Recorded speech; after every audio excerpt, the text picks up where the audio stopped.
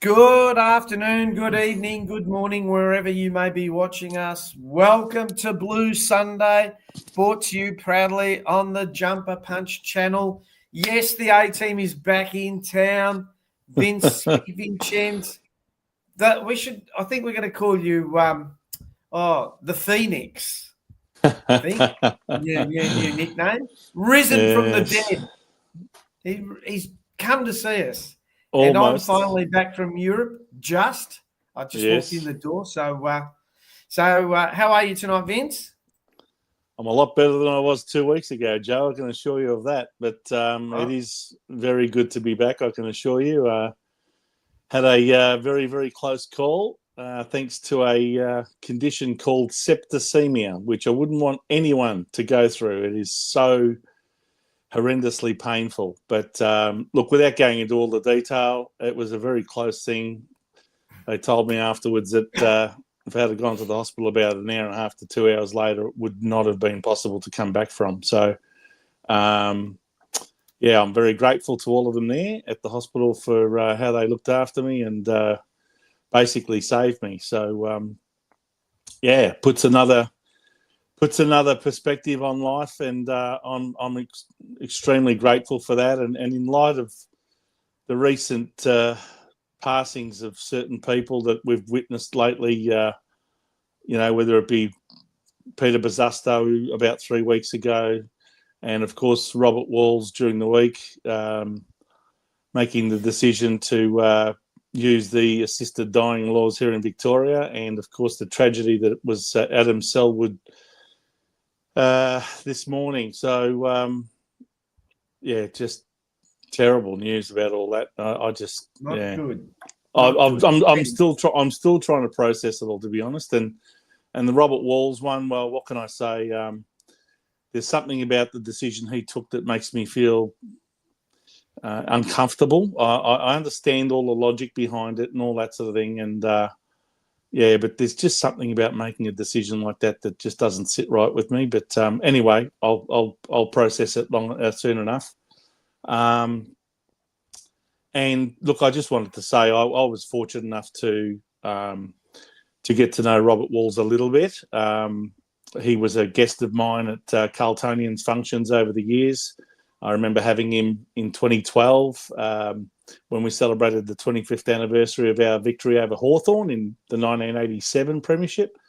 And I also organised for an interview with him at his apartment about 3 years ago when Rocco and I ventured up there,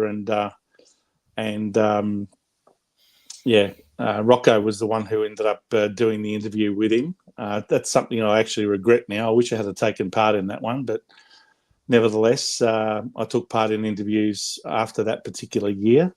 But that first year was essentially Rocco doing all of them. So if you have a chance to get onto the Jumper Punch channel and look back on the interview with Robert Walls, it's really a good one. And that's before he was diagnosed with the cancer that's ended up causing him to make this decision. So rest in peace, Robert Walls. You were a great man, a hard man, but a very fair man, and a great player, great coach, and an absolute legend of the Carlton Football Club. Rest in peace. Thank God he didn't get to see Friday night. Anyway, let's stop there. Maybe that wasn't a bad thing, but look, we'll get past all that. But anyway, look, I also just wanted to say one last thing about my situation. Thank you so much to all the people who sent me messages or put up comments on shows like this one and Jumper Punch, etc. and Forever Rivals. They all asked about me, and you all know who you are. I can't go through them all by name, but thank you so much for your concern and your well wishes. It's very, very much appreciated, I can assure you. Here. Thanks to our Jumper Punch family. Thanks to Rash and Rocco for the last couple of weeks for jumping. And just one quick one. I know you would be disappointed if I didn't give one shout out. Big shout out to Seba, Michael Sebastiani. Thanks, mate. You sent a lovely message to me yesterday. particularly appreciated that one. All the best. Okay, well, let's get some housekeeping. We all love you too, Vince. Look, we love you, Vince. That's Scotty Tompkins. Thanks, mate. Appreciate that. Okay, as everybody knows, the Jumper Punch channel you are currently on. Excuse me, I've got a bit of a frog in my throat. Sorry about that. I've got a mozzie flying around me. I can't believe there's a mozzie around me in middle of May. The Jumper Punch is proudly sponsored by the Sporting Globe at Northland. I believe a few of the guys went there over the last few weeks to watch the Mighty Blues. So, Anyway, very good. Don't forget, if you need to come to Thailand, come and speak to me at www.retiredworkingforyoutours.com. I've been on a tour. I've just walked in. I'm nice and sweaty. I've just driven back from a Pattaya. So if people know it, I've just driven back from there, picking up customers. And remember, we are a social media channel. Behemoth. Behemoth. So if you like the show, please like, share, and subscribe. On Facebook, you'll find us at Blue Sunday. And I'm sure most of you know where we are at The Jumper Punch. Vince, without further ado, I think let's move on to what everyone wants to see, hear, of course, know about. So we'll introduce the man of the hour, Mr. David Rees-Jones. G'day, David. How are you, mate?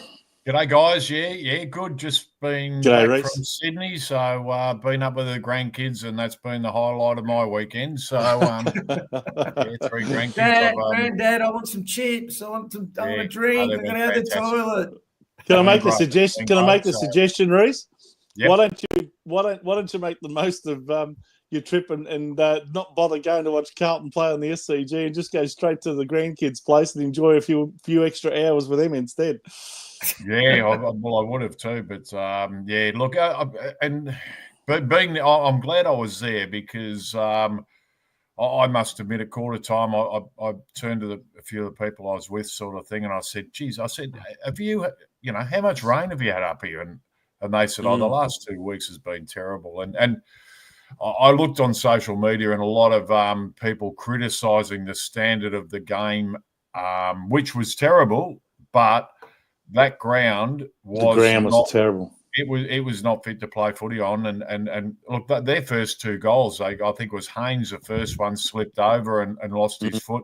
Jack Silvani, the second one, and guys were seriously struggling to stand up out there. It was pretty ordinary, and a lot of those kicks that you saw that were bloody terrible.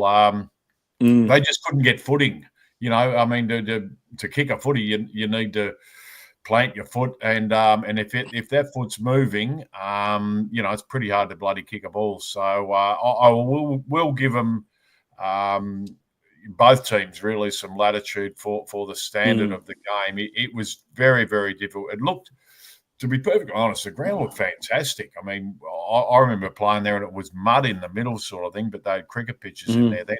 But, so the ground actually looked very good, but it was they normally play on a bowling rink, as we say, sort of thing, but they were on a skating rink. They were really struggling out there to hold their footing, but both teams had to put up with it. Probably the only thing that was in the Swans' favour is they would have trained in similar conditions over the last 2 weeks.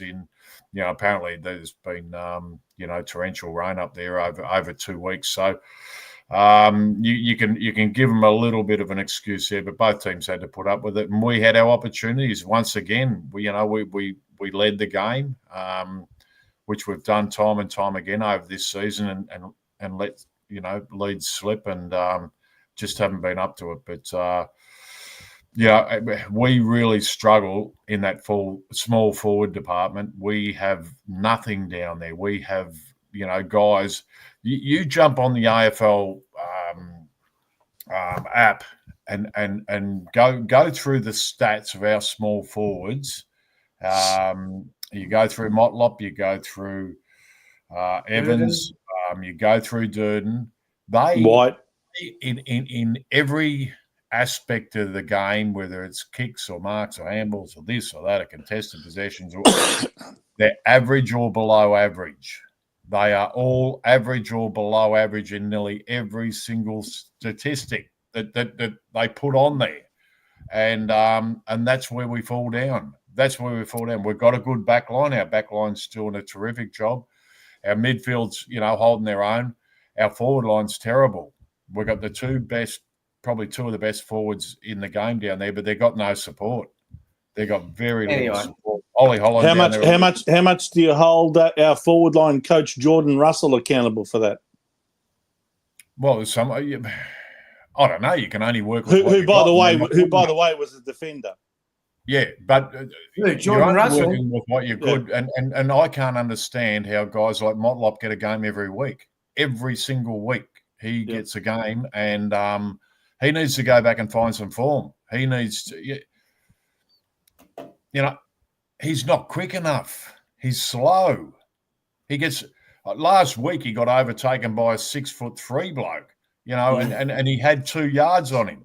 And the bloke ran past him, and he had the ball between him and the goals, which is a small forward's butter and jam, and he got run down. And actually, the bloke beat him to the ball. So, Well, the other thing, Reece, is he had total of 7 possessions at an efficiency rate of 26%. Yeah, so only two out of those 7. Go to his stats. Go to all his stats and go to them all. Willie White. Go to Evans. Yeah. Go to all of them. Durden. They all have average or below average stats in every category. So get rid of them. Not get rid of them. Find form. Send them back to the 2s. Find form. And when you're playing footy good enough, then you can come up. But surely we've got someone down there who can do better. We need to flick people around. We need to change what we're doing. Put some of those midfielders down forward instead of putting them in the back line. And a Chera in the back line a few weeks. We saw when we put Zach Williams. We tried him down forward because he kicked 4 or 5 goals and was a real springboard. At least put some quality into that forward line to help them out, because we're too predictable going in there, and our small forwards just are not up to it. They're miles behind. David, just a couple of quick questions. I believe you were at the Strawberry Hill Hotel on Friday night. Strawberry Hotel, yeah, it was good. Yeah, good get together with the Sydney supporters group, and the big wow and myself were there, so had a bit to say. Obviously, I had a bit to say with Wolsey, and wow had a bit to talk about the buzz, and it was a little bit somber in that, but the fans were all fired up and ready to go, sort of thing, ready for the big match. So it was. We've invited the players, and I believe they played a VFL game before the AFL match. Is that right? Yeah, they did. Yeah, which wouldn't that have cut up the ground? It wouldn't have helped. Yeah, definitely would not have helped, and that surprises me because, up Sydney, the councils and the people who run the ovals and everything up there, they, my granddaughter's soccer match got cancelled this morning because there's some rain this morning, so they called off the kids' soccer this morning, and. They do it at the drop of a hat, really. So I'm very surprised that they played on the ground. But I suppose it was put in there, and they didn't know what the conditions are going to be like, but it wouldn't have helped out there. Wouldn't have helped at all. But it was pretty wet. Anyway, all right, Vince. Let's get to the scores. You can go through them. Yep, no worries. Well, as you can see, they're up on screen. The Sydney Swans 11-12-78 defeated Carlton 9-8-62. We held sway for 3 of those quarters in terms of keeping the lead at every change. It was 6 points at quarter time, 7 points at half time, and 5 points at three-quarter time. So I actually felt, I don't know about you, Reece, but I actually felt that we should have been much more in front, especially at quarter time. I thought we had by far and away the best part of that quarter, and just couldn't put it on the scoreboard. And we let them in for a couple of quick ones, and they stayed up with us. But then in that last quarter, that was when the game was right on the line, and within, I think, about 2 or 3 minutes of that last quarter starting, they were already about 8 points in front after starting the quarter 5 points behind. So, it all started with Brodie Grundy's running goal, and then they were on their way. They had enormous momentum, and obviously their energy levels were right up. So they kicked 5 goals to 2 goals to 2 goals straight, I should say. No, 2 goals 2, that's right, isn't it? Yeah, 2 goals 2 in the last quarter. So 35-14 in that last quarter. And they ended up winning the game by 16 points. Would have been 22 if it wasn't for the last goal by Sam Walsh right on the siren. Or after the siren. Stats for the game, as you can see there, the Sydney Swans. Crows. What happened there? What happened there? I told you, Vince, there's going to be errors. That's the only one. Okay. Are the actual numbers it's right? It's still a bird. Are the numbers right at least? Yeah, the numbers are right. The numbers are right. Okay, he's got crows. Well, there. they're the ones you gave me. I've given you the right stats, but I'm not responsible for putting the word crows up. No, there. I just didn't put. I didn't change. You didn't crows, swap it. You should have changed it over. Okay, fine. As you can see there, the Sydney Swans held sway with disposals, both kicks and handballs. Contested possessions, uncontested possessions were pretty similar, if not the same. Turnovers the same. Marks, we had a few more marks, and included in that is contested marks and marks inside 50. We had 10-6. So really it was that last quarter where guys like Joel Amati, I should say, started taking marks and making it count on the scoreboard. Hit-outs, they dominated 52-28, I think it is. Yeah. I'm finding it hard to read on my screen here right at the moment. Then you've got, of course, clangers. We had a few more, not that many more. Tackles was pretty similar, although we had 9 tackles inside 50 to their 3. So, look, it was a pretty even game, but it was just when it counted in that last quarter that they started getting that run-on style of play, hand-passing chains, and some of the mistakes that we made too, like dropped marks. I think there was a drop mark from Matty Carroll that led to Isaac Heaney swooping on it and kicking a goal that probably provided the sealer. And that was soon after Harry Mackay was supposed to take a chest mark in the middle of the ground. That could have got us back within 5 points with 4 minutes to go. But yeah, at the time we were 11 points down, and by dropping that mark, the ball got turned over, and yeah, the rest is history. So some vital mistakes at crucial times. We just didn't own those moments, and that seemed to be the biggest difference between the two sides.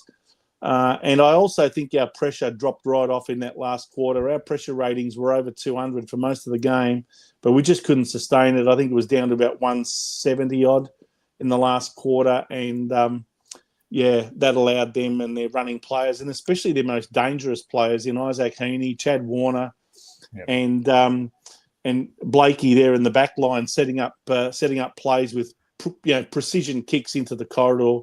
And Grundy was great too. He started it all off, as I said earlier before, when he kicked the first goal of the last quarter. So, you got to give them credit. They came good when it mattered, and we just weren't able to sustain it.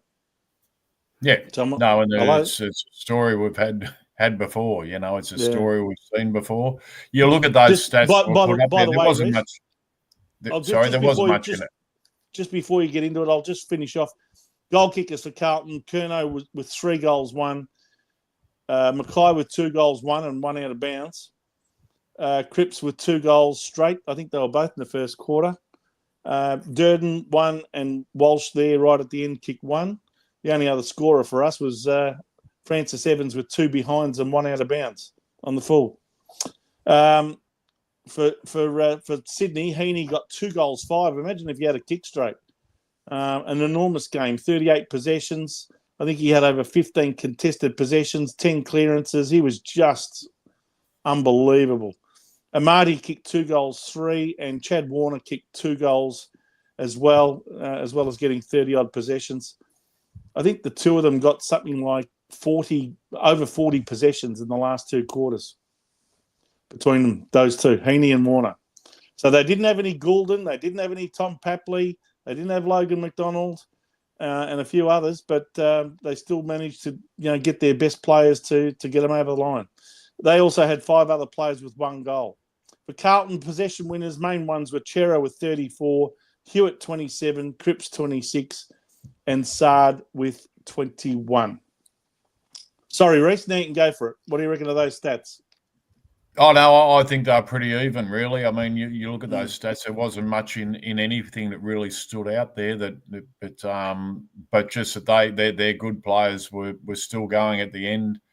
When we sort of fell away, I thought Cripper was probably the only one really going at the end who stood up in that last quarter. So when he had to, but there were too few back then. And as you say, we had all the play. You had all the play early. Should have put more scoreboard pressure on. They got a lot of lucky goals, you might call them. As I said, the first 2, our blokes just lost their feet at a critical moment. Haynes and Silvani, they got that goal that shouldn't have been. Heaney kicked from the boundary line, which was blatant. I mean, they showed that about at the ground. Up on the big screen 30 seconds before. I mean, the umpires could have changed that decision. Yeah. I don't know why. Apparently they're not allowed to. Apparently they're not allowed to. I was listening to the Why commentary. are they not allowed to? They're allowed to change every other bloody position. They're only allowed to refer goals to the video because Dale Thomas and Brian Taylor were having an argument over it. Dale Thomas said that should be referred upstairs. And Brian Taylor, no, you get. You know what it is, Reece? Things and roundabouts. It's because it's not a score review. They only do score reviews. No, not. I understand what you're saying, but the umpire could have a bit of common sense, turn around, have a look at the big screen. There was a stop in play. Wasn't as if have a look at the big screen, say, and everyone would have said fair enough. Yeah. No one would have blued with it. Everyone would have said that's fair enough. But 30 seconds beforehand, everyone in the crowd, every single person there saw it, and they still give the free kick. And he took a free kick 30 seconds, kicked a goal 30 seconds after it. We'd all seen it. So that is, that's where those little things hurt us. But, they all went Sydney's way. They all went Sydney's way. We just we struggled. We run out of puff at the end again. So and which has been a growing concern over, nearly every loss we've had except for Adelaide. We've been in front and cost ourselves. And we've really run ourselves into the ground in those first 3 quarters and had nothing at the end. I mentioned the where I think we're really lacking at the moment is in our forward line and our small forwards, and we've got to find people. Harry Lemmy kicked 7 goals on the weekend. If he doesn't play this week, then people should be calling for sackings and whatever because he's got to play. He's got to play. Even if we play 3 tall forwards, play him. Play him, But we just got to do things, We're putting too much on too few, and we just got to change things around because you keep doing the same thing over and over and expect different results. That's a sign of madness. It's crazy. So I want to see, from here to the end of the season, I want to see kids playing. I want to see the Camprioli boys in there. I want to see them blooded. I want to see Lemmy playing. Give him 3 or 4 games and just say, show us what you got. We're going to put you in there. We're not going to drop you. We're going to do a motlop to you. You're going to play every week. How much do you want to bet with me that Lemmy does not play this week? And they will not play those young players that are knocking on the door in the VFL until it's not even knocking on the door. We need to see the future. We need to start seeing the future because I can tell you, Evans is not the future. I don't think Durden's the future. No. I don't think Motlop's the future. I want to see better than that. If they're the future, we're in trouble. So I want to see better than that. And I want to see players dropped for consistent poor performances. And you can't just keep getting a game and wearing the navy blue jumper week in, week out on those sort of performances. You go back and play seconds footy and you start getting a kick back there. Bring Doherty back in. He's been getting his 30-plus possessions and you know, I mean, at least you know he's going to try and have a go, isn't he? He's not going to, you know, you can see he's out there having a crack sort of thing. Where these blokes, I don't know if do they care? You know, they got that care factor, or how does it work these days? Because they don't look like they care too much when things just don't go. You don't see them, you know, saying, well, you know, I'm having a bad day. I've got to do something. Just run into someone. Do something. You know, don't run around and just have a crap game and do nothing for 100 minutes. You know, and just think, oh well, it's a bad game. I know I'm not going to get dropped. I'll be playing next week. I'll try and do better then. It's just Reece. We saw Silvani come off at halftime, injured, and didn't come back on. Was subbed out. How much of an impact do you think that made on our back line? Huge loss. He's been in terrific form too. And as I said, besides that slip over in the first quarter, which cost us a goal, you know, he was back there doing his job again and taking, you know, intercept marks and contested marks and so forth back there. And it was more important too because they put Hamlin onto Wiedering just in a purely negative role. He was just that was very effective. Well, it was because he didn't, and to be perfectly honest, at the game, if a backman was doing that to a forward, he'd be getting free kicks. Yeah, he had no interest. At times, he wasn't facing the ball. He was facing Wiedering, and he should have been penalised.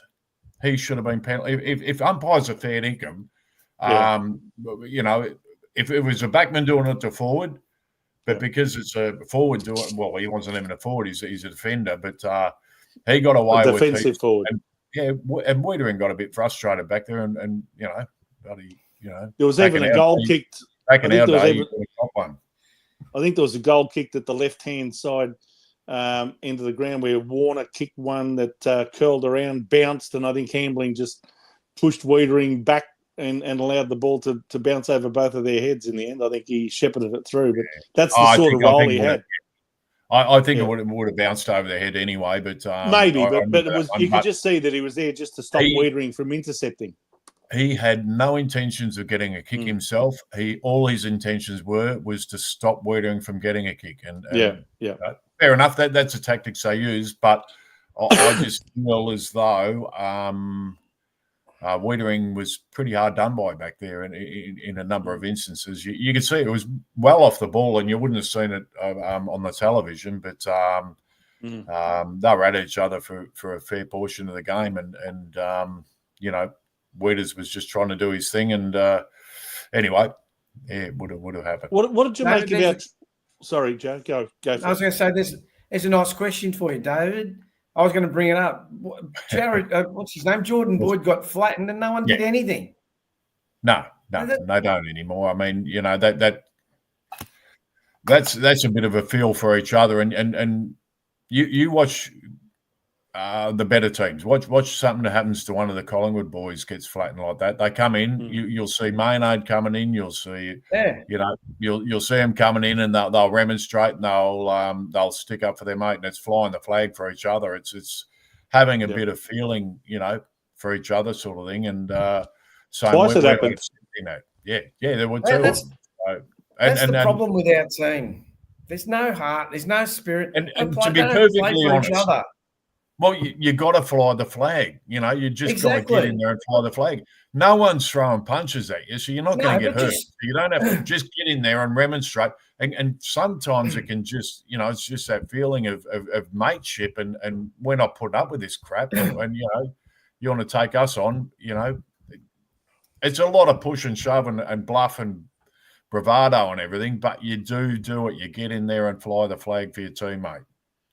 Yeah, our big guys play like we don't do it.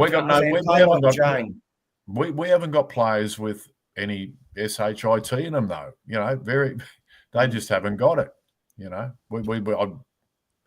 don't know whether you're born with it or whatever, but it's not hard on a footy field because you're not going to get hurt. But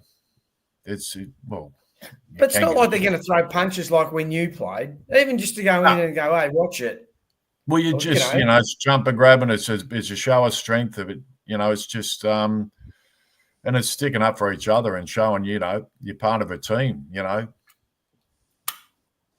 From a strategic point of view, do you think Voss could have done anything differently to quell the influence of both Heaney and Warner, and in the end Blakey, especially in that last quarter, because they just ran riot? Yeah, they got to run. We seem to run out of legs though. We seem to look at and you said it early. In that first quarter, we should have been on the clearance and the amount of work we'd done and got it down forward compared to them. We should have been 4 or 5 goals up. I think we had 70% to 30% of ball in our forward half in the first quarter. Yeah, and you've got to put that on the scoreboard, and that's where our forwards need. That's where we lack.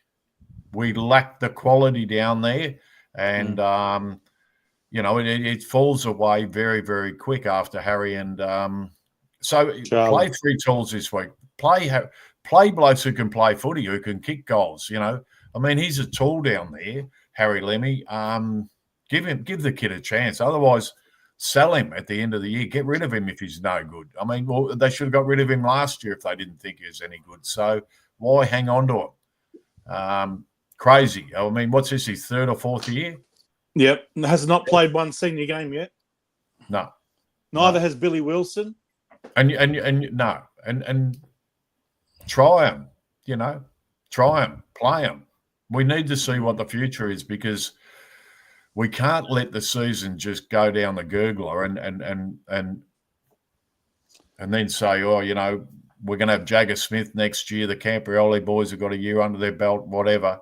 I want to see some kids now, and you look through all the good teams. They've got some, pretty good kids in there coming through. Yep. So, and teams around about where we are, let's start blooding a few. Give them give them a taste of it. And then they'll know what's expected. Play. Hey, Reece, one of the things I've noticed in the way we play is that it's very labour intensive. It just seems to be such hard work with every goal that we get. We just don't seem to get any easy goals like other sides do. Everything is just so workmanlike. I just wonder whether this game style that Voss has got us playing is actually sustainable and something that can be implemented and successfully executed by the players on a week-to-week basis. I tipped Sydney this week, A, because it was in Sydney, but B, also because I thought, last week's win over St Kilda was yet another, really labour-intensive win, and I just thought we won't keep that up for 2 weeks in a row. Like we didn't when we played Adelaide in Adelaide after comprehensively playing very well against Geelong. It's just we're a Jekyll and Hyde team. We play really well one week and then we'll disappoint everyone the next. Oh, look, I don't think we're a Jekyll and Hyde team. I just think we've got some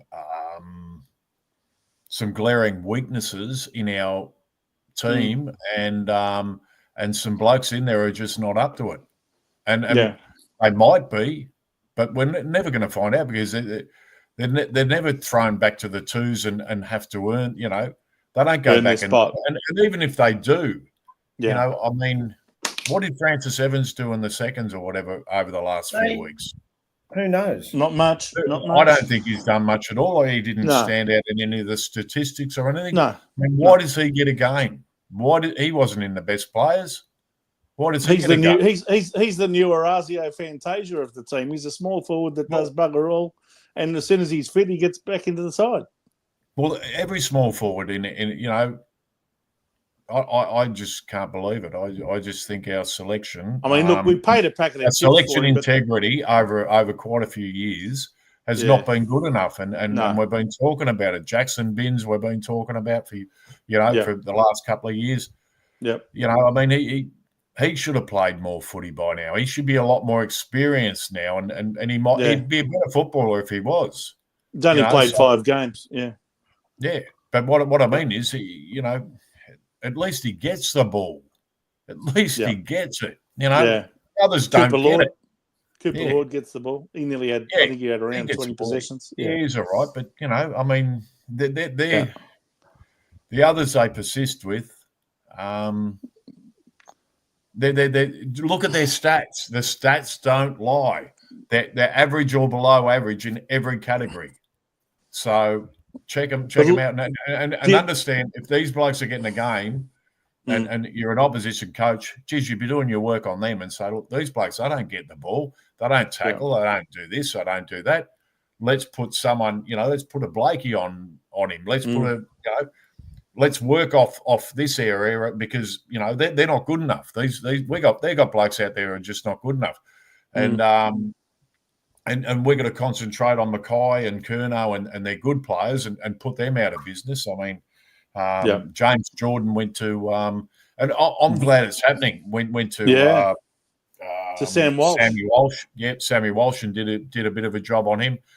But it's showing. I mean, I don't know why. We see Dacos running around each week on his own, and these good players running around. I'm glad Chincotta's back because now we might actually put a tagger out there and someone to do that type of role because you just can't let Heaney just killed us in the end. And the good players for the Swans was the difference, and we let them run. We let them loose. We let them go. Warner, Heaney, they're good players, and they won the game for them, and that's what the good players do. Can I ask you about the ruck battle, Reece? What did you make of Mark Pitnet coming into the side in place of Tom DeConning, who apparently had some sort of larynx injury, his voice box, I think, during the week. Might have got kicked in the throat or something in the previous game or something like that. But he got one. It was a late out. Well, when I say late out, it was nominated as a withdrawal just before teams were announced. But so what did you make of Mark Pitnet's first game? Yeah, I think they knew all week that they were gonna give him a rest for a week. It can be an issue too, that larynx problem. Ed Curnow had it too. Yeah, Ed Copton, he was out for quite a while with it and had some real problems with it. So it's not only, but it's more a ruckman type thing because you're copping arms and things going everywhere as trying to block at that. And Gary Dempsey was one who I remember, going back in our day sort of thing, who copped it. Gareth John, an ex-Swans player, he missed a lot of footy. I remember him. Bad larynx. Graham Johns. So they're always they're getting it in the Adam's apple, like fists, and basically, elbows and whatever. Yeah, well, it's an arm across or a block or something, and it happens a lot. You'll see the ruckman putting their arms up and that at each other, but you get them just in that wrong spot, and it can be can affect you. So what? It affects your voice, basically, and it can be dangerous if it's, not looked after. So what did you make of Pitnet's performance against Brodie Grundy and co? And I think Laddams was the other, Peter Laddams was the other backup ruckman for Sydney. Yeah, Laddams didn't do too much, but Grundy in that second half was he took control. I think Pitnet should have played a more negative type role on him rather than playing a normal ruckman's type role. He was pushing forward Grundy, and it's funny. I was talking to someone before the game. We were talking about how poorly he'd been going, and what how he dropped away from his Collingwood days. We were actually in a pub, talking about it earlier, and he comes out and plays like that. And I don't think I'm going to talk about opposition players before a game. Why is it that Carlton seems to they come out and they kill us? Why is it that Carlton seems to put all of these star players who are having down seasons or down periods, and all of a sudden they come good and find their form against us. Whether it's whether it's Isaac Heaney or Chad Warner or Blakey we can play anyone back Grundy. into form. We play teams back into form. We play teams back into form, and that's because we give them a chance. Yeah, we give them a chance. We don't put the foot down and put that scoreboard pressure on and clear out from them. We keep them in the game, and we dominate in every statistic, but we don't put that scoreboard pressure on, and that keeps them a chance, and that's been half the problem. So when you're dominating with the ball, you've got to put it on the scoreboard. You just got to, and I don't know. We just haven't got any excuses, but we just don't bring the ball well into our forward line, and we haven't got the players in there who kick enough goals to you only got to stop 2 blokes down there, and we just don't get enough goals. Isn't that funny? We've got 2 Coleman medalists, and you say we haven't got enough players that kick goals. It's a joke, isn't it? That's what I'm saying. They're the only 2, though. They're the only 2 you've got to stop down there, because the others are not going to kick goals. They're not going to, Paddy Cripps kicked, what did he kick, our first 2 or? 2, two in the first quarter. Whatever. So, yeah. I mean, Cripper had to get down there and kick the goals. So it just shows, we don't get enough out of our forward line, and teams are waking up to how we play, and we're too predictable. We are too predictable to the opposition. So David's right. We've been having this discussion, I would say, for at least 20 years, maybe 10. Well, something's got to happen. No, I think it's a bit different now, because I think our expectations are up now a lot more than they were over the last 20 years. I think we're looking at that team saying, we look good. We should be able to match the opposition, but we continually fall down, and everything is in the forward line where we're falling down. Everything that we're just not getting the score on the board for the amount of play we got. And that's what really needs to be looked at and needs to adjust in some way, shape, or form, because we just can't keep doing the same thing. And that's why we've got to have a Harry Lemmy play this week. Got to have him play. And I'll be absolutely bloody mortified and disgusted if he doesn't get a game this week. And if I was him as a player, I'd be ringing me manager and saying, shop me around. Find me a club. Find a club for me that's going to give me a chance. Yeah, because I can't get a chance down here. I just can't get a run. And there's a few like that. There's a few like that. But anyway, there's a few. There's a few who should be thanking their manager for getting a game. Well, the managers must have pictures of someone in there, because, someone. It's got to be something. They must have some dirty photos of the coach or something. Hey, you keep the ex-president out of this. All right. Elijah Hollins. I think we had a comment just here from Patrick. He said that Elijah was surprisingly woeful.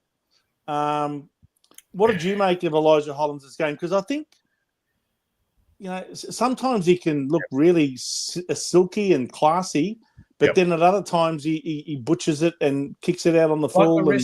Like the rest of the team, Vince. I thought he was one of the players that really let us down on Friday night, to be honest. Yeah, had no effect at all. No, he didn't. But I think he's been going okay, and I think he's not one of the problems down there anyway. I think he shows a bit, but I'll give him a bit of a mulligan save on this, because I think he's been going okay. I think he's been doing some pretty good things, and he's not one of those ones who's consistently poor down there like the others are. Just one other one I wanted to ask you about before we probably get on the votes and things like that. We saw that Jordan Boyd came onto the ground, and for the first time, especially, funnily enough, it was in that last quarter more than any other quarter, when we were getting, peppered down there in the back line. he provided for the first time in the game a little bit of that overlap run, and his delivery. There was a kick that he made that was like a bullet straight into Charlie Curnow's chest. That was just superb. It was elite. Yep. Why aren't we getting the ball in his hands a lot more to distribute out of the back line? I just don't understand it, because for the majority of that game, they were putting it in McGovern's hands and Haynes, and McGovern's use of the ball was just, I don't know, I just didn't like his game at all. But Boyd's got that little bit of class with ball in hand. Yeah, he has. He takes it on. He runs hard and he breaks the lines a bit, and we need players in there doing that sort of stuff. I was disappointed, and I have been a little bit with you watch these good teams at the moment. Their skills with their hands to be able to get out of tight positions very quickly, sort of thing. And it's a chain of 3 or 4 handballs that gets them out. We're a 1 or 2 handball type of team, and when we do string them together, it opens it right up for us. And looks good, but we don't do it enough. And the other teams will they'll share it around by hand until they've got someone who is free and can kick it. But look, as for the conditions, I will give them all a pass on that on the weekend. It was pretty hard conditions to kick the ball by foot. So there's not too many of them that had very. I know that the conditions made it hard, but when you look through the Carlton players and put aside how many disposals they each got, the disposal efficiency on most of them was deplorable. It was down in the 50s and 60s for most of them. There was only the very rare exception to that. And I just think when you've got a player like Boyd who can distribute the ball beautifully by foot, you've got to make the most of it, because I remember watching McGovern a few times coming out of the back line, and he didn't know which way he was going. He went left, then he went right, then he went in the middle, and you didn't know where he was going to kick it. How are the players going to have any idea where he's going to go with it? Yeah, no, exactly. And we just we just don't sync well from our back line to our forward line. We don't get those players who are out on their own. I don't know how other clubs do it. They run hard. They seem to do it a lot better and a lot smarter than us. We don't seem to coordinate very well to get those. Yeah, as you say, get those easier type of goals where we get out and get behind, and get the easy ones with a bloke running in, kicking an easy, running into an open square sort of thing. The Joe the Goose, as they call it. Every other team gets them, but we never get them. And we seem to be. I'm a lot more. I don't know about you, Reece, but I'm a lot more confident in Jack Silvani with ball in hand down in that back line now than what I am with anyone like McGovern, because he has a really. It surprised me a little bit, but it's a nice surprise that when Jack Silvani's got the ball, he does something very positive with it most of the time. Yeah, I think it gives me confidence. They look at McGovern and putting the ball in his hands because he'll hit a target 40, 50, 50, 60 metres away, 55 metres away, whatever. Yeah. So, and that's what they're looking at. But what are they trying to do, and how are they trying to do it? Who are they trying to hit down there? And that's what you've got to be looking at. Who are the targets? Because we come into our forward line sometimes, we're kicking the dirt, and blokes like that on the lead, and you're going, what the bloody hell are we doing? What we're our big fellas, And I think I spoke last week about the Sydney Cricket Ground being a different dimensional ground. Yes, you did. Yeah, and you've got to get it in through the middle and use that corridor, and we didn't do it. And that's what Sydney did in the last quarter. Exactly, and that's why we get beat there. And you got to control that middle of the ground, and we let go of the control in some ways, but I don't think either team really used it all that well. But they did. They play that ground well, and the reason why is you get caught out on those wings, and you're 3 kicks from the goal. So. you know, you get caught in no man's land out there. You've got to get it back inside and run it through the middle. But have an open forward line, and you know we don't seem to have that either. So look, I don't know what we're trying to do and how we're trying to get the ball into our forward line and score. We should be doing it a lot easier with the manpower we have got down there. Just one last quick one, Joe, before we go on to votes. What about What about Michael Voss's press conference? Did you happen to see that at all, Bruce? No, I missed it. Oh, you missed it, did you? Joe, did you see it? I did. What was your view? What was your view on how Voss handled himself? You even used some colourful language at times to describe how he was feeling. Look, to be honest, I don't really listen to much of what he says because he's just always got to excuse. Oh, we didn't do this and we didn't execute that. And we did. It's always the same rubbish. I mean, I don't know what to make of it anymore. You hear all talk is cheap. You know, oh, we didn't do this and we didn't do that. We haven't been doing it last year. We haven't been doing it this year. So either he and his coaching panel are rubbish, or he's got a load of shit footballers. Well, the thing I would say to Michael Voss is that I think it was maybe 2 years ago, if I'm not mistaken. Maybe our viewers can correct me if I'm wrong. Maybe it was last year, but I'm pretty sure it was 2 years ago that he said, we have to learn to become a far more consistent home and away team. He says it every week. All we're seeing is the most inconsistent football team probably going around the way we're playing at the moment. Up one week, down the next. And I think that, you know, that they're just got to make some changes in some ways, because if they don't, you know, and if he's not, he's silly. But it's the old definition of insanity. If you keep doing the same thing week in, week out and expect a different result, you're mad. If he's not feeling the heat, you know, in some way, shape, or form, then he has to be. He has to be feeling the heat. He's probably kidding himself, and that's when you got to try something different. You just got to say, look, let's get the coaches together and say we're going to turn things around here. You know, we can't keep doing this. What are we going to do? What are we going to come up with? And then come up with something. Otherwise, what I want to see kids play. I don't want to see the same blokes. Exactly. But we all do. I want to see kids playing, and I want to see them given a chance, and that in itself will breathe life and a bit of hope into Carlton supporters. And say, geez, you know, this young Camperella, I mean, we looked at him in the first game and thought, geez, you know, he's not too bad. Well, how must he be feeling? How must Lucas be feeling? He gets his first game in round one, plays really well, plays in round two, okay, a little bit quieter against Hawthorn, and then gets dropped. That's it. Never to be considered again. I mean, what are they trying to achieve by that?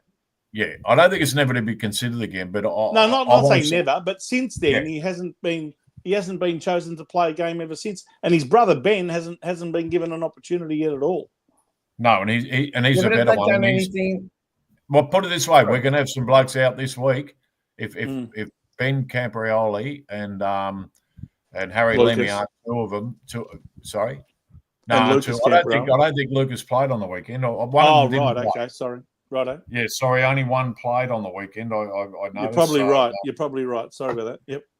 Yeah. So, but Doherty, obviously 37 possessions. He's got to come under consideration. Yeah. Well, yeah. But I did watch a bit of the VFL the week before, and I think he had 38 then. And there are a lot of cheapies around the back. Well, a lot of I think he took every kick in. I think he uncontested marks. He had a lot of kick and then get a handball back sort of thing. And so he knows how to play the game, Doc. But he's not part of the future. Let's be honest. We've only got to use him when we just haven't got any other options.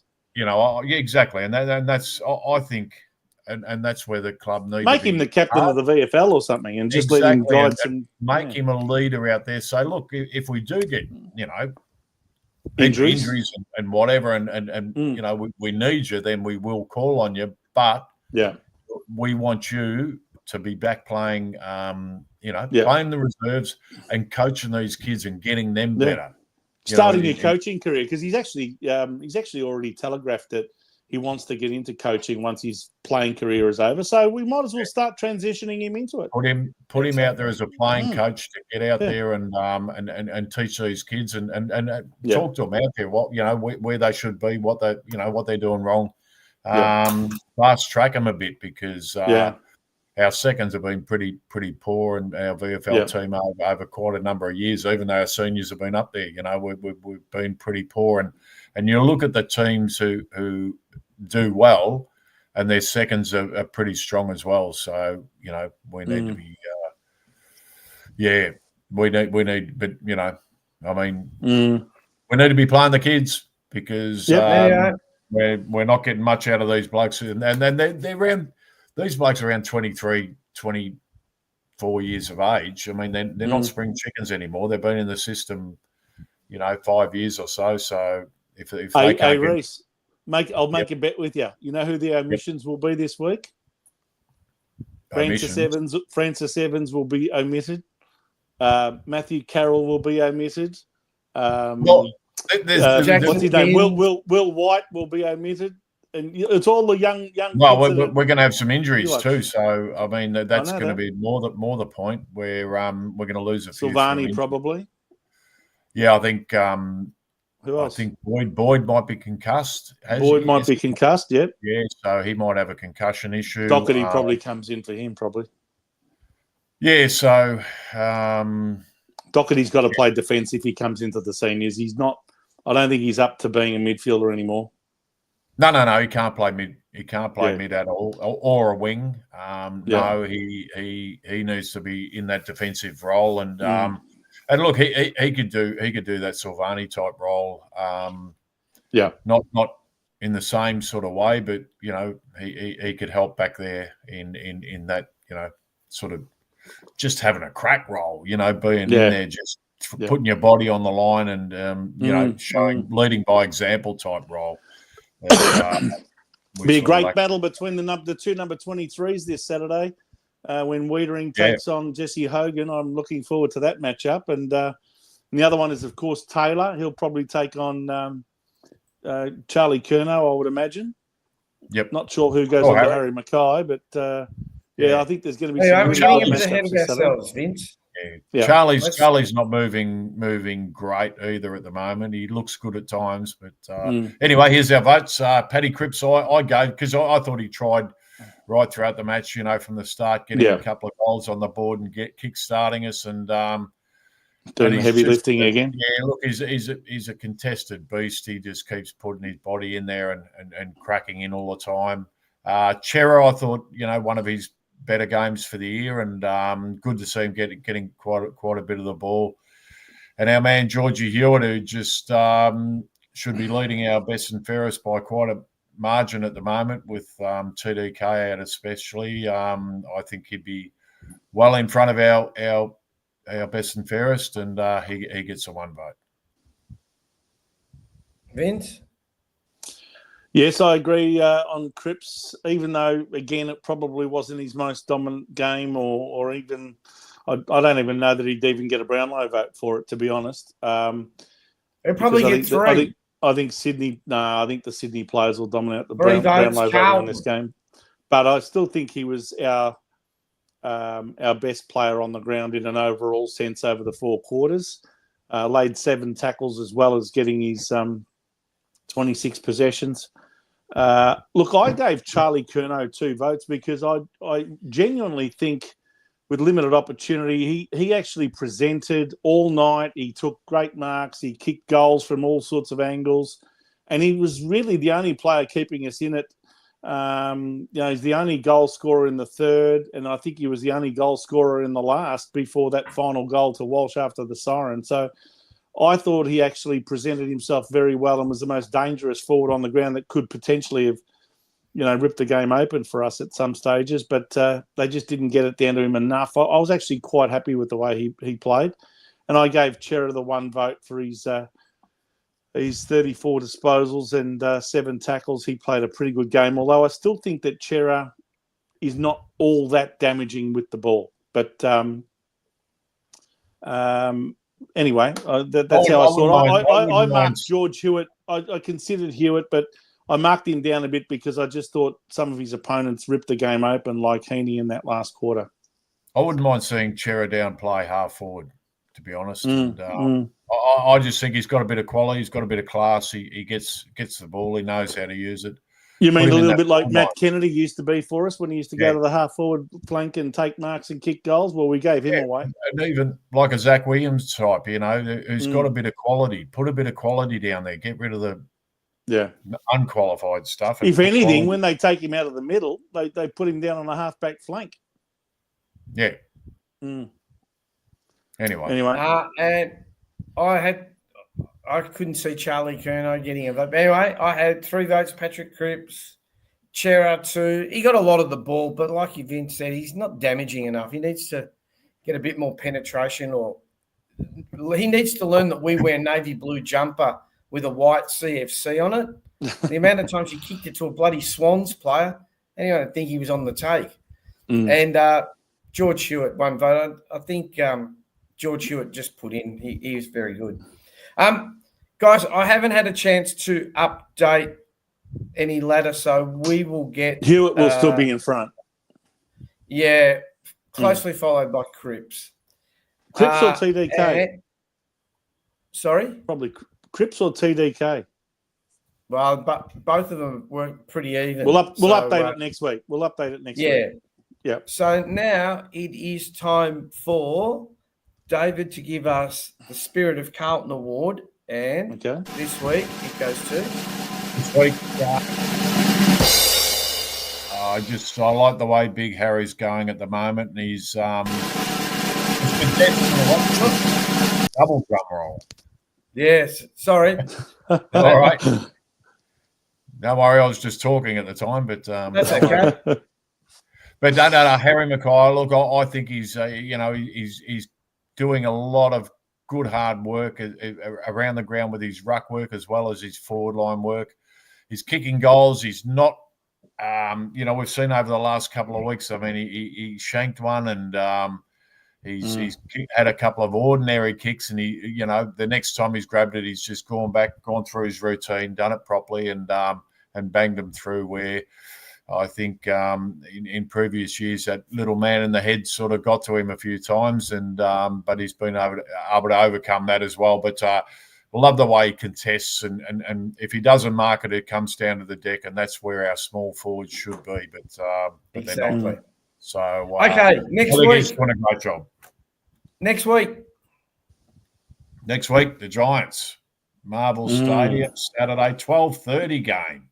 Very early start. 12:30 game before. Why 12:35? Aren't they normally 12:30 or 12:40? I'll tell you one thing, Joe. At the Carltonians, they normally start their functions 2 hours before the game.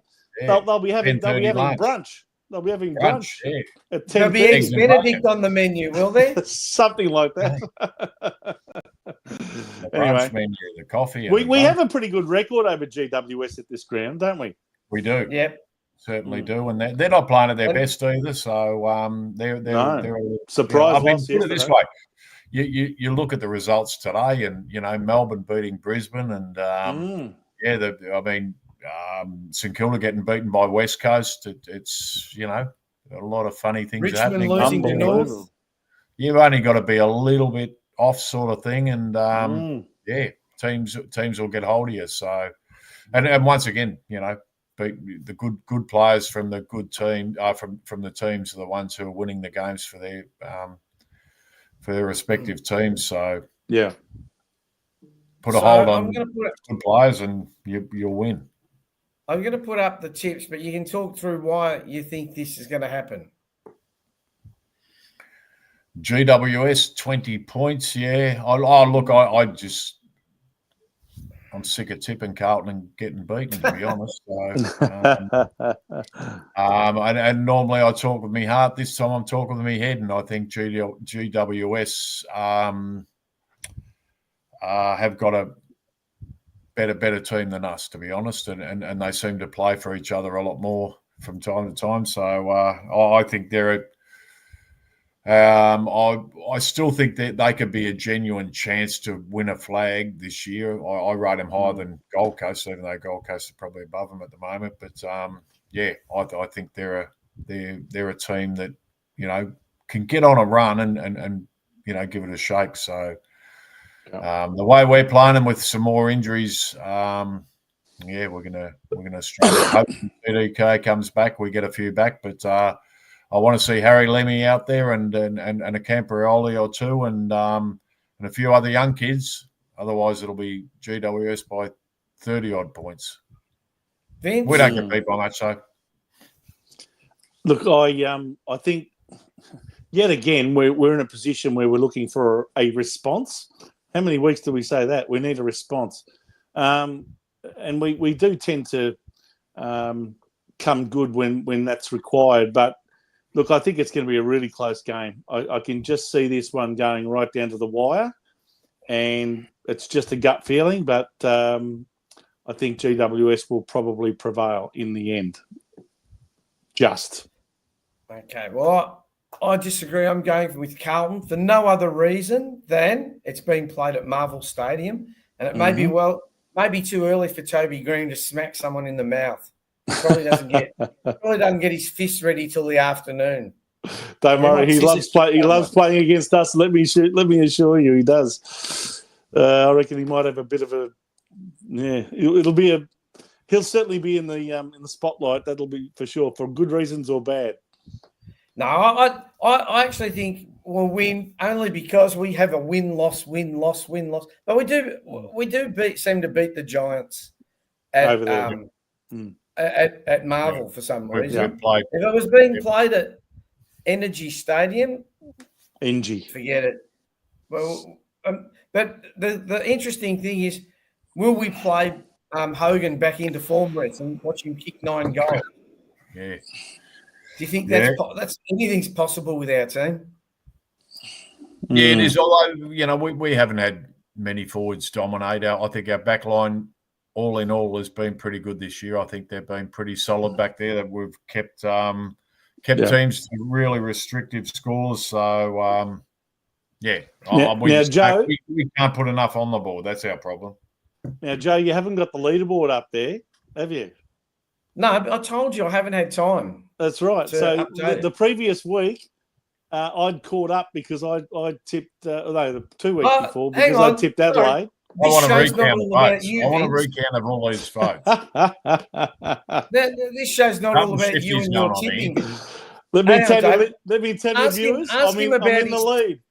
Ask him about his bet of the week where he is there. Vince, anyway, would you like to tell us about your bets of the week and how you I'll tell you about managed to get them wrong?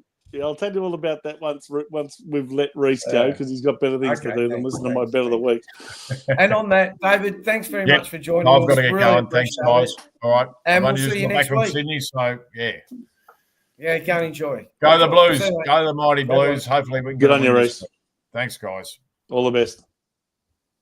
Come on, Vince. Tell us about your bets of the week. No. I'm going to tell you that the leaderboard is now Big Vincenzo on 6, Bangkok Joe and Reece are on 5. So there you go.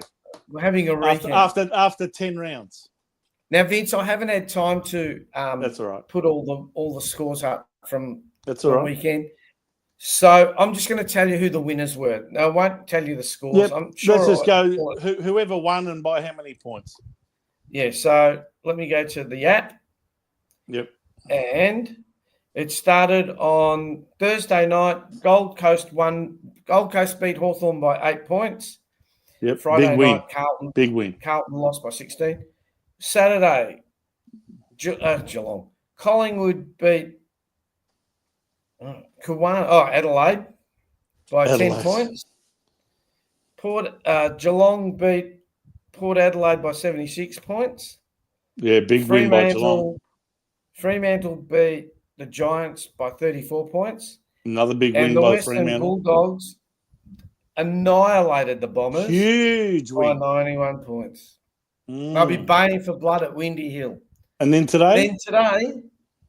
North beat Richmond by 4 points. Melbourne beat Brisbane by 11 points. Big And in turnout. the final match for Adam Selwood and Troy Selwood, the Eagles beat St Kilda by 28 points. Good on them. They're finally on the scoreboard. Finally got their first win for the year after 10 matches. And St Kilda, who we beat last week, just proved that there was nothing much for us to get too excited about by beating them.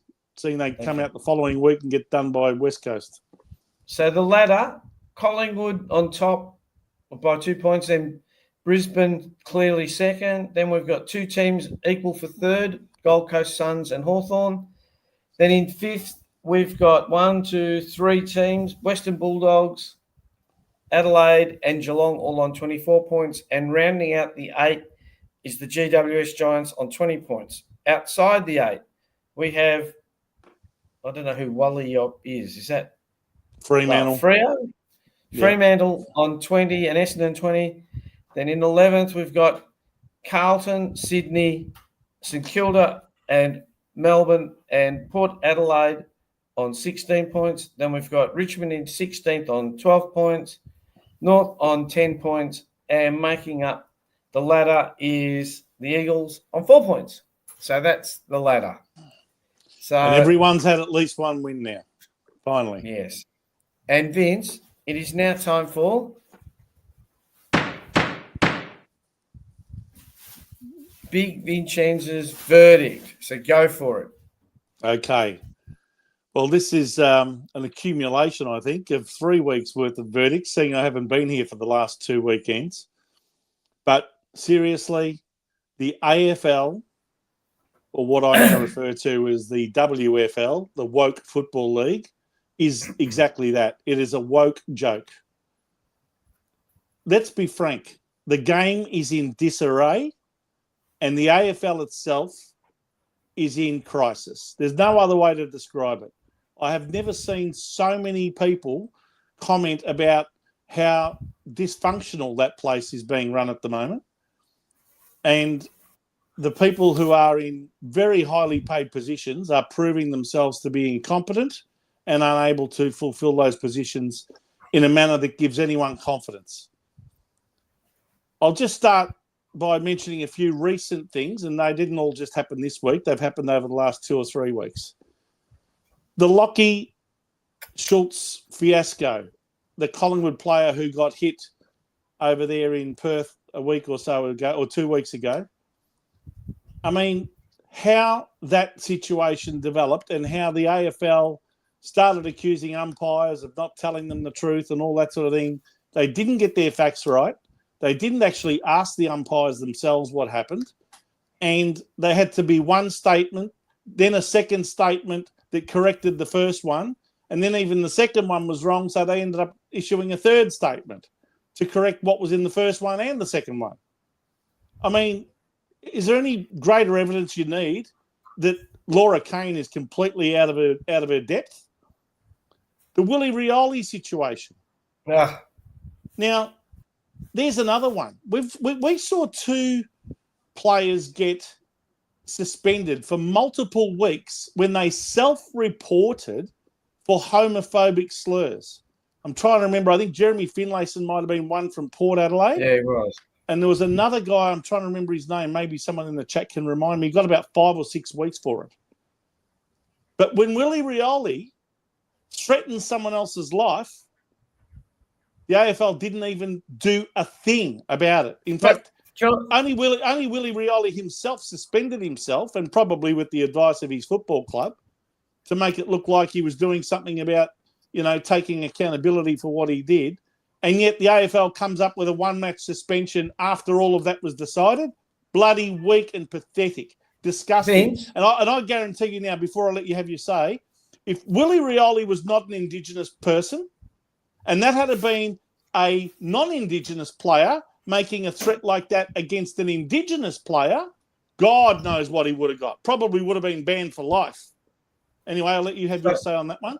No, what I was going to say is, and did you see the gall of David Koch to come out and say, oh, yeah, but he was goaded about being about his community. Yeah, and Caroline Wilson comes out on the that stupid program. What are the ridiculous, the agenda setters, saying, "Oh, congratulate David Koch for coming out and saying what he said." What a joke! Does that make it justified in coming out with a death threat? Yeah, Does it? That's ridiculous. Caroline Wilson ought to hang her head in shame. David Koch is another woke joke himself and should resign as the president of Port Adelaide, especially in the way he's handled things with Ken Hinkley over the years. And seriously, the whole thing is a joke, and everyone knows it. And I'll say what other people are not prepared to say. If Willie Rioli was anyone else other than an Indigenous player, he would have been given multiple weeks for that. Multiple weeks. Because that's far more damaging and far more serious than a homophobic slur or a racial slur. Anyway, moving on from that. Go on. You want to stay on that point? Say something. So this weekend was Sir Doug Nicholls' round. Is that right? Yeah. You mean the next 4 weeks, huh? So, what didn't we just have an Indigenous round? No, well, that's all part of the Doug Nicholls. No, it's all part of the Doug Nicholls round. Is Indigenous round? Can we have a round of football just like round 11? Like I know. No agendas. No. It's been this way for years. Joe. If you have an Anzac round, it's for 1 week. If you have Easter round, it's for 1 week. But everything to do with Indigenous goes on and on and on and on, and they'll wear the jumpers again and again and again, and they'll keep those ridiculously stupid names. I mean, why do you have to go to the extent of on the AFL website and everywhere else you look? All of these teams have got all these Aboriginal names, which no one can spell, no one can pronounce. Hardly anyone refers to them by those names anyway. And why? Why do we have to go to that extent? I mean, why can't we still have Adelaide as Adelaide? I mean, it's ridiculous. But, of course, the AFL, the woke joke, no, we'll bow down to all these people.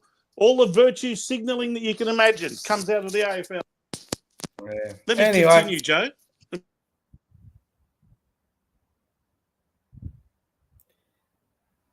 We can't hear you, Vince. Can't hear you. We can't hear you. No. I don't know what you've done.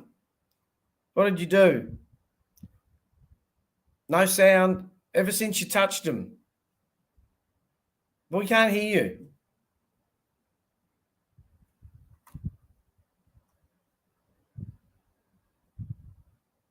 Oh, well, as per usual, he had technical problems, which is not unusual. But he was just starting to fire up. I think a few people were saying, here we go, DC, give it to them, Vince. Good to hear your opinion. Rob Galicio. Scotty, he's back and in form. What else? DC, when is this bullshit going to end? I thought WA, what's this? I thought WA were playing Europe at Optus Stadium today. AFL has hacked Vince. Well, I never thought of that. So, well, hang on, he's back. Let's see what's happened. But he's not back because all I can see is his head. Oh, well, let's see. Right? Sorry about that. Do? I don't know what I did. I have no. One of my earpieces fell out, and I must have pressed something that's, I don't know, muted it or something. I couldn't find out what I did. But anyway, let me continue, Joe. No, everyone's saying you got hacked. Hey? Yeah, I got Luke Sayed. Yeah, good Sayed. Anyway, I got Sayed. Listen, just a couple of other things. I was starting to mention about the 4 umpires. I mean, you know. It's going to plug my battery. To me, it's too many. 4 umpires is way too many. But maybe it's not enough because we've seen examples recently. In fact, on Friday night, we mentioned that kick that went off McGovern and then the ball hit the ground before going out and they paid it up. They paid it out of bounds on the full. None of them saw that. And the other one was the Cozzy Pickett one. I mean, how ridiculous was that Cozzy Pickett against Hawthorn had his legs pulled out from underneath him and none of the 4 umpires saw it or paid it. It's a joke.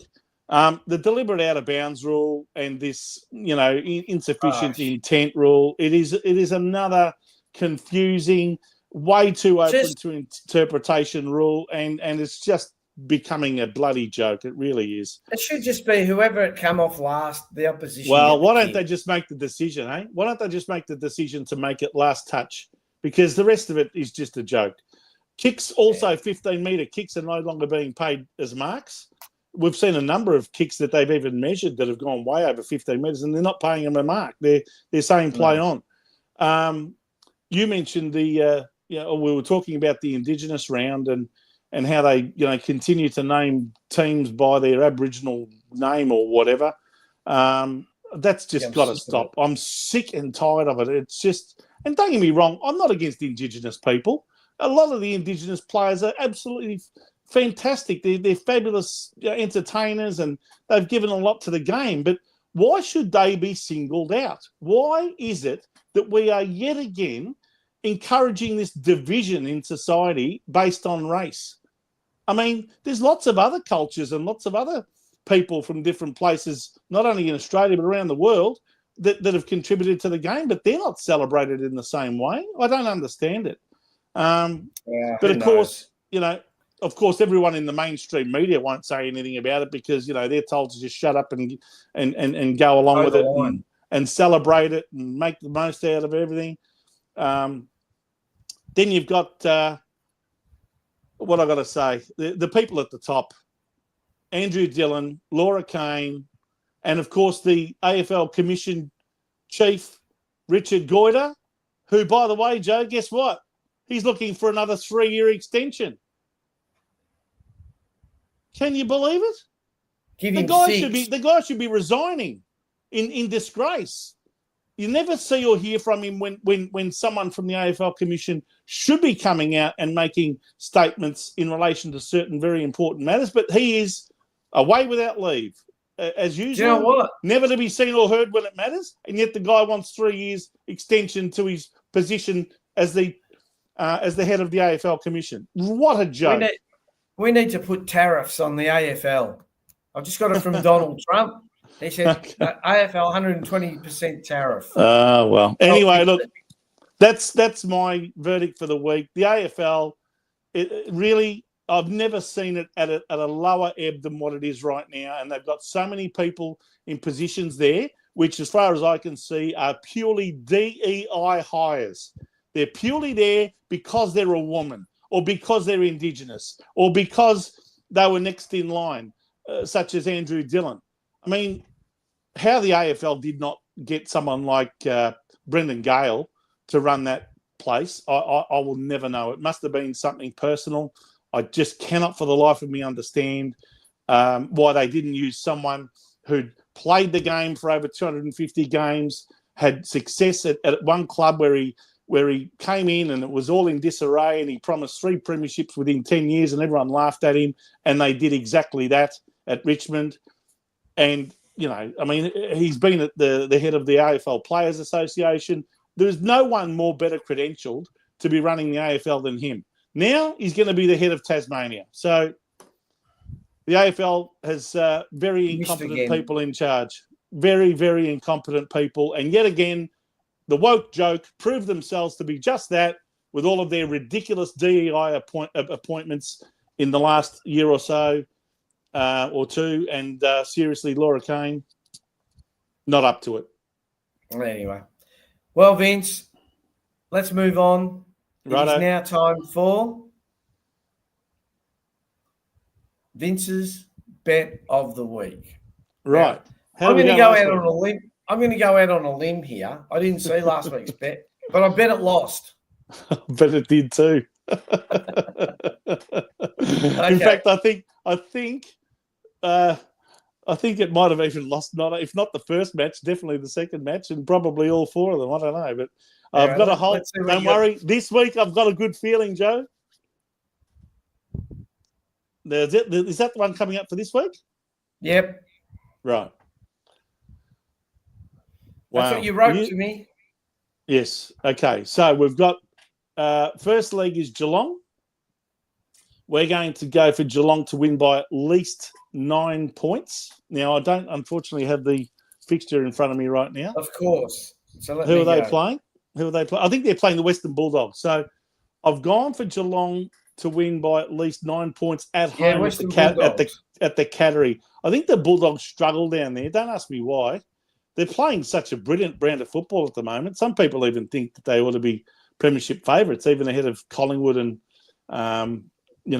sides like that, and Hawthorn, etc. But they are playing very, very well, admittedly, and they smashed Essendon. But I think they'll find Geelong at the Cattery a bit of a challenge. So Geelong by a minimum of 9 points at the Cattery on Thursday. Essendon are playing Richmond.